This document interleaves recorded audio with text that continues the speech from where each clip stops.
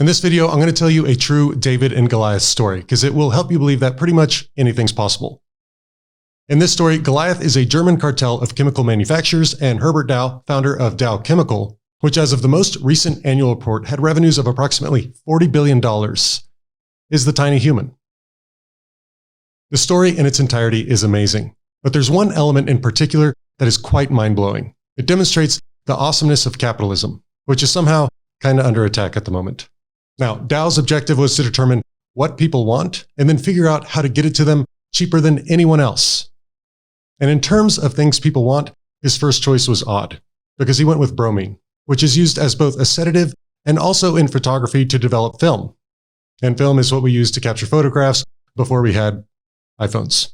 Now, I know nothing about the chronology of how this chemical came to be used for these two wildly different purposes, but I do like the idea of someone realizing it can be used to make a photograph and someone else just trying to contribute around the lab being like, hey, let's eat some.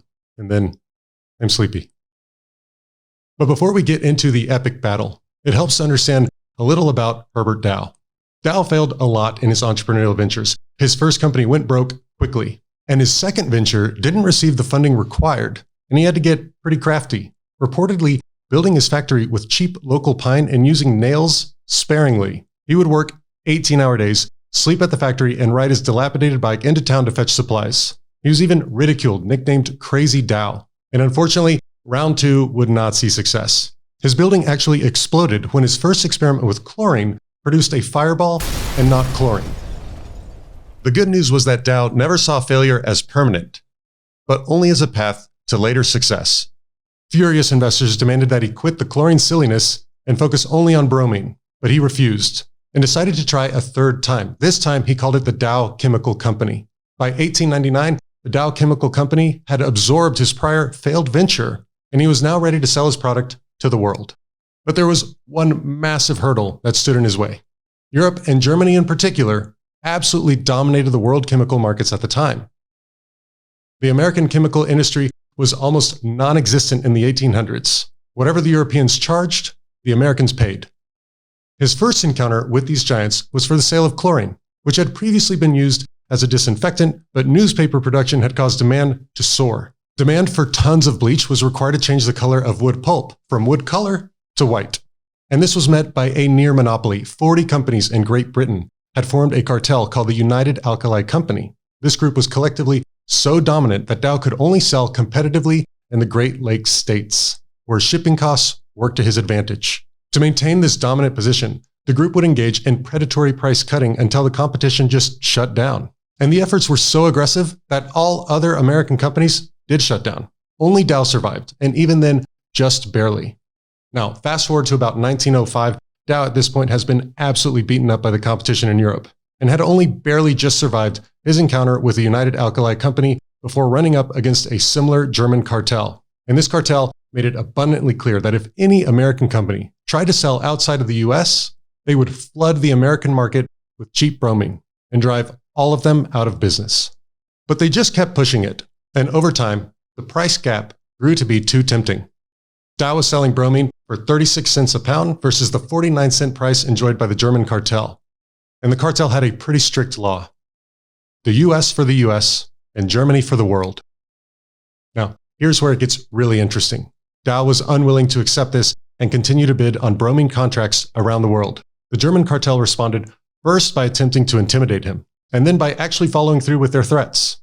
They flooded the American market with bromides at 15 cents a pound. This was a crushing blow. It was a decision to operate at a loss until the competition was defeated. The German cartel had cash set aside for precisely this purpose. It was known as the Yellow Dog Fund.